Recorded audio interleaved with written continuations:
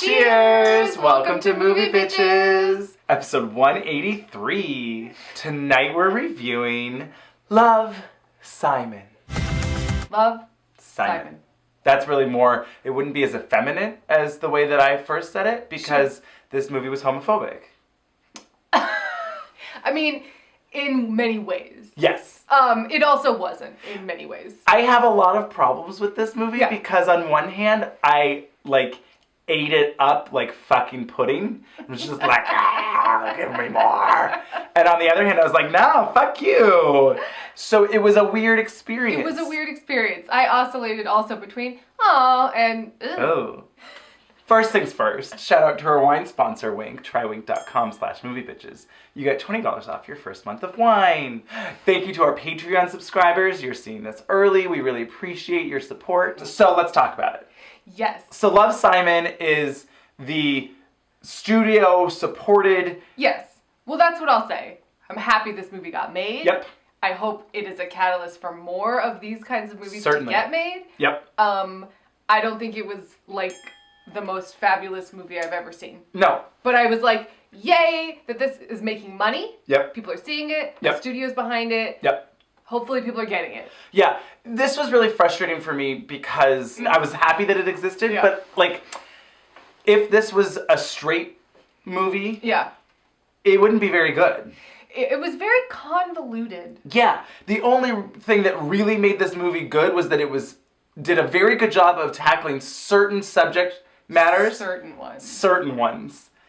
And so it was heartwarming and sweet, and it was very exciting to see, and I think people just generally want to support that. And I do too. I want to support this existing. Yes. And I was happy to give them my MoviePass money. I think the biggest thing for me that was I'm so glad this movie exists, was me thinking of baby Andrew and being when I was struggling with my sexuality in high school, I went to see Brokeback Mountain. And that movie is terrible for a young teen trying to figure out if they're gay. Well, because it's I'm only in love with you because you're my soulmate, not because you're a man. I'm going to go fuck people across the border. Right. I don't know how to quit you. I hate fuck you, love you. That's, it's a lot. Yeah, that is a non-committal, that is not the ideal of what you're looking for. It's not the ideal. No. And this movie was a 30-year-old fantasy of what they could have done coming out, sort of. For me, I was if only, I hope that this movie helps a lot of people come to terms with themselves, to come out, help, all of that is all good. That's all beneficial. When they're good and ready. Well, we will talk about it. So it opens up, and Simon is a VO. Yep. And he keeps saying, I'm just like you. I'm just like you. For the most part, my life is totally normal. Mm-hmm. I'm normal. I'm just like everybody. I'm just like you. So, like I said, I'm just like you. I have a totally, perfectly normal life. And I was like, well, this is alienating. I really hated that for two reasons. One, fuck you. You don't know who I am. How do you know you're just like me? Well, but then you figured out because then he says it again later. And it's in the letter to all the students. Well, no, it's just to him. It's just to Blue. Oh. It was confusing. So that's right. He says this whole VO, I'm just like you. I got a perfect life. I have no real problems. I'm just like you. I'm normal. I'm just like you. Yeah. But I have a big secret. And then later, I don't know, half an hour, 20 minutes later, we get the same VO exactly of him. Oh, now we get it. He's writing a secret pen pal letter to this other boy who's closeted as well. And okay, I'm just like you, but he doesn't really know who he is. No, he doesn't. So it was a presumptuous letter. It was. And I found it to be alienating and odd. I agree. And then my other issue with it was that I found it to be homophobic. Well, that because too. It's too. Oh, I'm just a normal kid. Oh, but I'm gay. And it's how is being gay not normal? Right. You're fuck you. That was what was annoying to me. And the setup of him just being that average, normal, white, upper class, so... You can just replace all of it with passable. And I'm so sick. That was the thing that made me angry about this movie, was that it was oh, I'm passable. Yeah. I seem like I could be straight. I am an upper class white boy who doesn't have any other problems, and so I don't have to deal with anything except for freak out about my homosexuality. Yeah. And while that is a genuine story and a genuine feeling for a lot of people, and was my own personal one, The self-loathing that was still present in this movie, even at the end, was really uncomfortable and I thought a bad message. Well, I found that I didn't really love Simon. And so while he was cute and I liked his taste in music, and I thought it was maybe his only personality trait, was that he liked music, I think. He liked LPs, I think. We'll talk about his Christmas list, though, because that also is homophobic, because Mariah Carey isn't on it. Whoa. Well, I was going to say, who makes a 7-song playlist? Oh, that's true, too. And leaves out Mariah Carey. 7 songs? Every Christmas list since 1998 or whatever has included All I Want for Christmas Is You, number 1. First, you're in it. Cool. It's a Christmas playlist. He's not that gay. Oh, exactly. Oh, no, not that gay. I couldn't sing and dance. That's too gay. And then they have this whole thing with the sister who, like, Top Chef wannabe thing, but her food's bad, and he's just an asshole to her, where he's like, it's delicious, and then he gives it to the dog. And he's like, it's delicious. I had a bite and I left it. Is that what was happening? Yeah. I thought sometimes it was bad, sometimes it was good. Was it maybe always bad? once? I think it was always bad. Everyone hated it. He was very nice to her about it, but like falsely so. No, he's like a bad person. We'll get there. He does things and lies about things. Yes, while he's being blackmailed, but he does things that I was like, you're a bad friend. Sure. You're a bad person. Like, I turned against him at some point and was like, oh no. But also a lot of those things were pointless and stupid, and then it was like, but I'm sorry you guys. And like, it's okay. You can like be our troop leader again. I liked the soundtrack. I liked his friends. And I liked the heart. Like, cute. Its heart was mostly in the right place. Mostly. I feel like it was almost there. Yeah. I feel like they didn't make an interesting or likable character in Simon, and I found that to be confusing. So confusing. I really didn't. And if you had just tweaked certain things and left out a majority of a plotline that we'll talk about, then they would have had more time to actually develop his character. I still don't really know who Simon is. I really wanted it to be more like Shop Around the Corner, You've Got Mail. Where they actually fall in love while they talk? Yeah, well that. But because I spent the entire movie waiting to see who was going to get outed, I was uncomfortable and couldn't connect with Blue. Yep. So the pen pal. So I was like, that's a missed opportunity. Have Simon and Blue not know who each other is. Yes. Let us know. Yes. I'm fine with that. It doesn't need to be a big mystery. Oh my God. Could it be him? That was like too much. Well, and I don't mind that you could do that trope or whatever where it's like, he thinks it's this person. And we know. But we know it's not. And it's like, no, you're wrong, because dude. then we're in on it, and we're in with Blue, and if the character of Blue is giving him eyes and he doesn't notice, but we know, and we go, he God. wants to tell him, or or if they don't even, but he doesn't know, and you're like, there's ships passing in the night. Then I can get behind that. Or also, if it really is the Shop Around the Corner, You've Got Mail, that they're like they hate each other. Exactly. And that's why at a certain point I was like, I'm pretty sure that the over-eager theater kid is Blue. But then they turn out to like slowly fall in love over the course of writing 100%. Emails to each other. That's why he's so overly aggressively into other girls. Right. And like obviously gay. We need to talk about her though too. Her beer-flavored nipples, because everyone was fucking in love with her. But I thought she was fabulous. I loved her, but everyone was in love with her. Well, that was high school too. But that does happen when it's like, the new girl's here, everyone loves her. Yeah. Should we talk about Tony Hale? Oh gosh. I was like, oh boy, he's doing a lot. And then by the end of the movie I was like, you know what? At least he's entertaining. Same. Did you 100% think at the end he was going to be like, no, when I said that like we're on the same page, I'm definitely saying that I'm gay as well. Yeah, I definitely thought so. 100%. I was like, but he's like, he sees that he's gay. And he's like, I'm here for you. You sure you don't have to ask me anything? Do you need anything? I've been through it. Yeah. Like, I'm here for you. Gee, Tony Hale, I think I'm gay. Can you help me?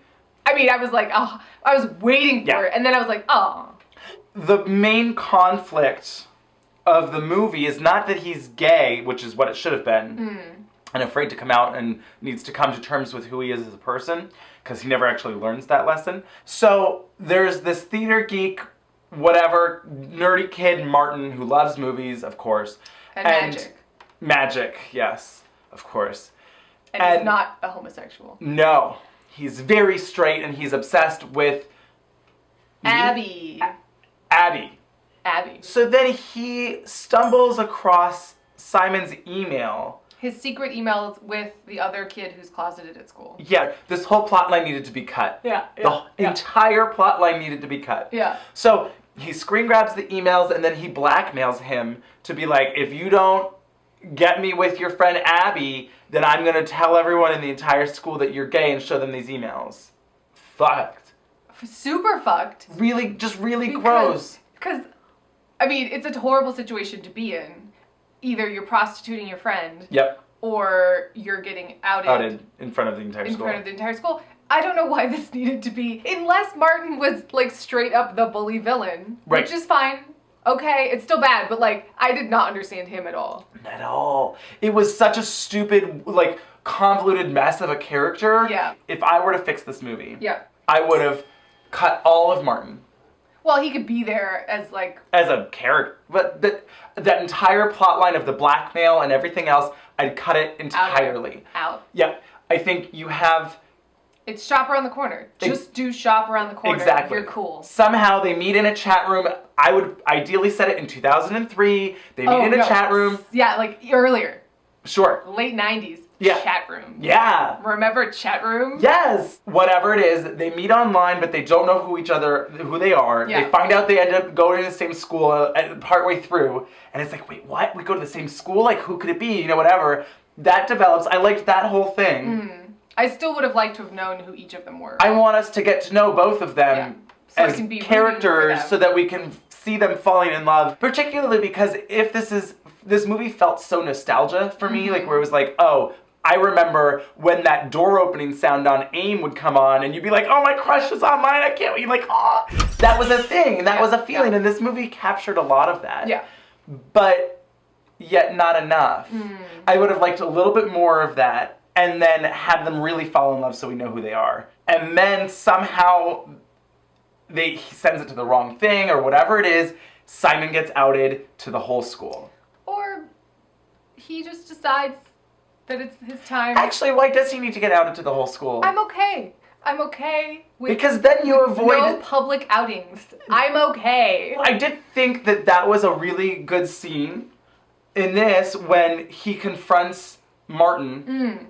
Yeah, he's like really real about it. So Martin outs him. And Simon is like very upset. He's like, this was my choice. I get to choose when and how and who I come out to and whatever. I thought that was really... like straight up the speech from Pretty Woman just now. You don't own me, I decide, okay? I say who, I say when, I say who. I get to choose when, who, how. But which is why I loved it, you know? But completely undercut by the end of the movie. Because he then doesn't... talk about it? Yes, yes. So he gets publicly outed and is very upset by it and then comes to terms with it. Yep. And then the big romantic gesture at the end of the movie is he writes a public letter asking Blue, his pen pal partner, hey, meet me at the carnival, at the Ferris wheel, in front of the entire school. Out yourself in front of the entire school or you look like a cold-hearted asshole. Pretty much. Play along. I'm now going to emotionally blackmail you I'm going to emotionally out blackmail yourself. into outing yourself in front of the entire school. I was like, oh, go fuck yourself. Exactly. What happened to it being your way, your time, your how? You don't own me, I decide, okay? I say who, I say when, I say who. Fuck I say you. who, I say when. I was so upset by this entire ending, and you're supposed to be like, oh. And I was like, oh no. Yeah. Why did it have to be a public setting? You can write the letter publicly, sure, for your own cathartic, like, I'm here. No. I am, if you want. You're right. But tell him to meet you somewhere. At the top of the Empire State Building. Somewhere private. On Valentine's Day.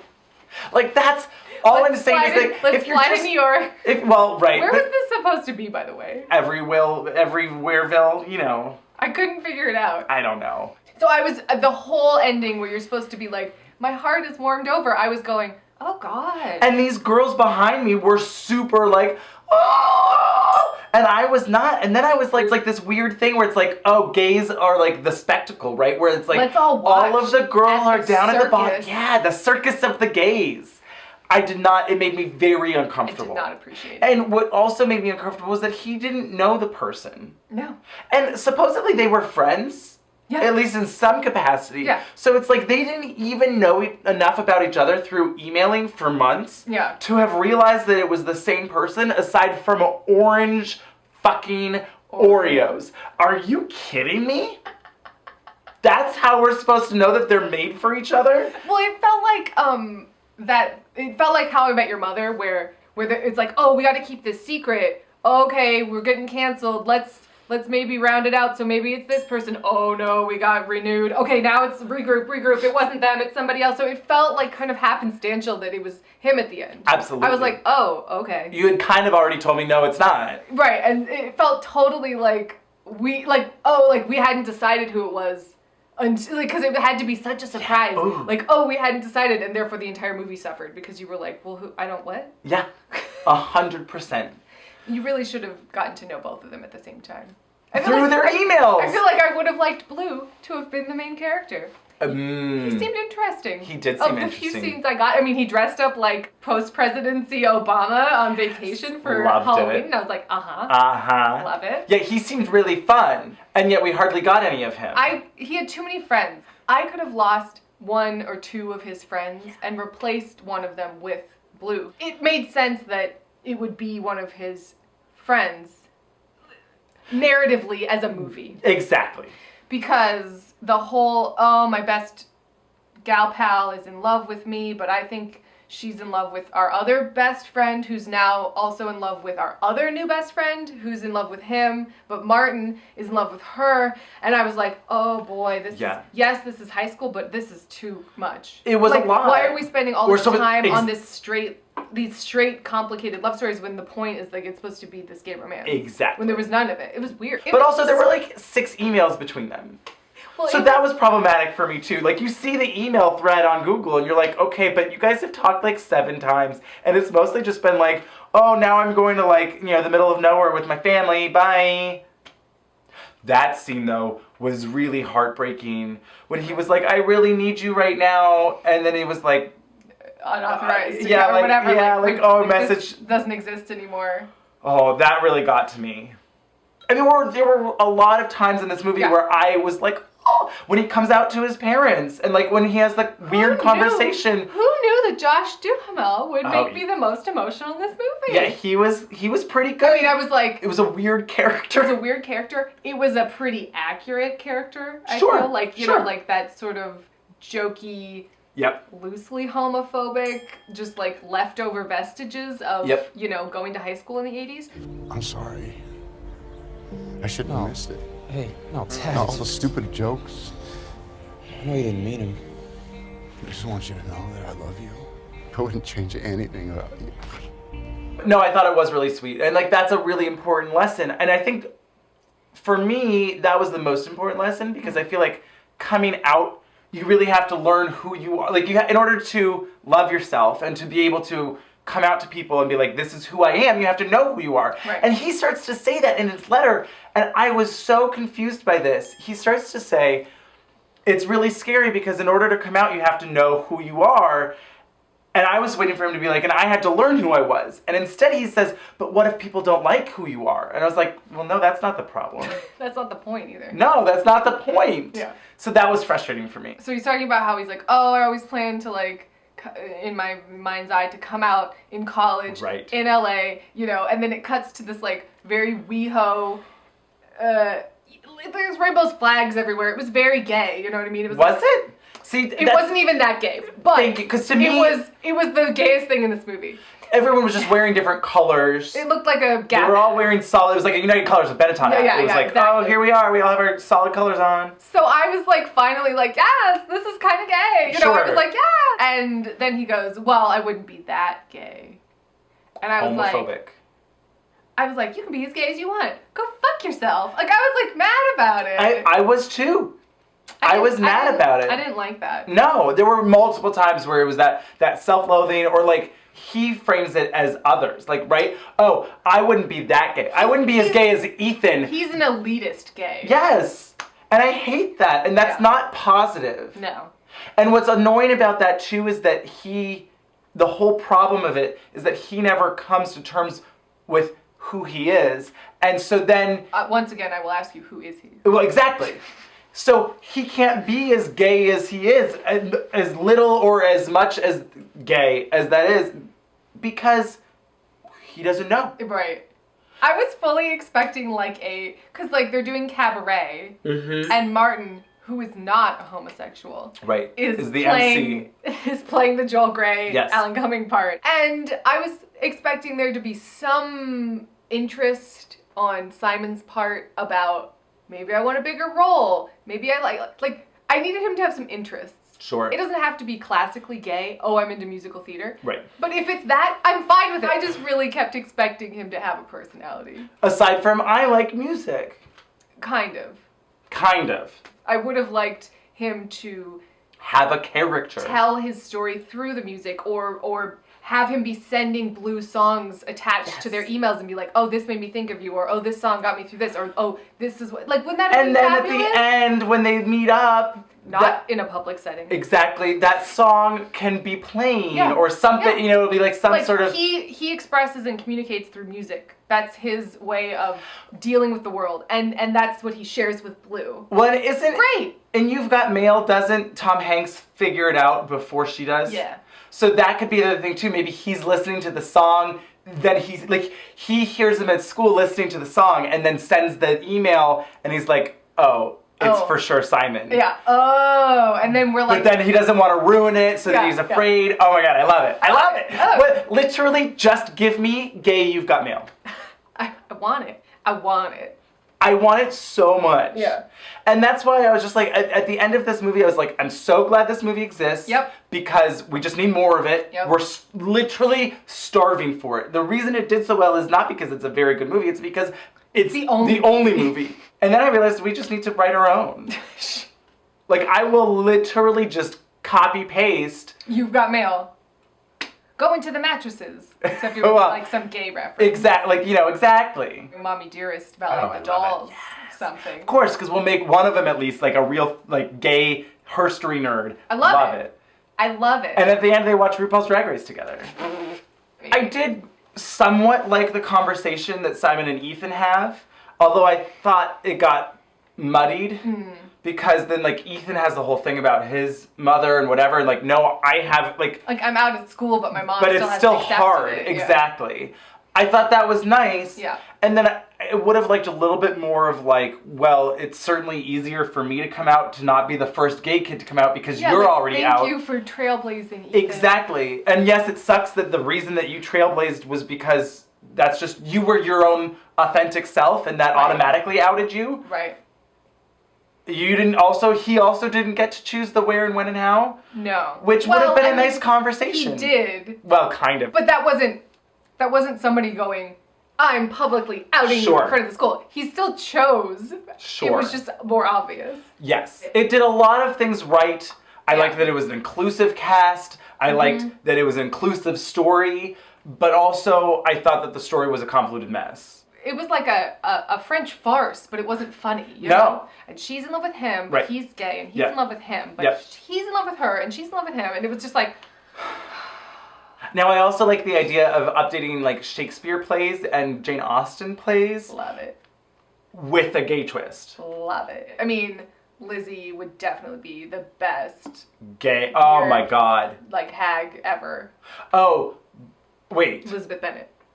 But... she would be the main character. She'd be the bitchy gay. Sure. The prejudicial bitchy gay. Right. Yeah. And then. Well, so then Jane. And then Darcy. Jane would be the best confidant. Yes. Beard hag ever. Yes. 100%. 100%. And they have sleepovers with the covers of the flashlight. Should we go to Pemberley today? Oh, it'd be so good. It'd be so good. Let's just do it. It's like her older brother. Oh my god. I love it. But he has to get married. And who cares if it's a fantasy? No, that's the whole point. I loved the fantasy, and I think that was the best part of this movie. Yeah. For me, was the fantasy of a coming out where it all works out well and ideal-ish. Yeah. Emotional damage aside, brush that under the rug. Yeah. Everything's fabulous. We're on a Ferris wheel. Exactly. Weird. It was weird. There was a fantasy of coming out and romance in high school that got bogged down with a lot of other weird things that ruined the fantasy for me. Unnecessary. Yeah. But I'm still glad that it exists. I hope that it helps a lot of kids. I hope that it is a story that people resonate with. Pride and Prejudice. Oh my god, I love it. Of course. I love it. Ah! It's so perfect. Right now, we're doing it.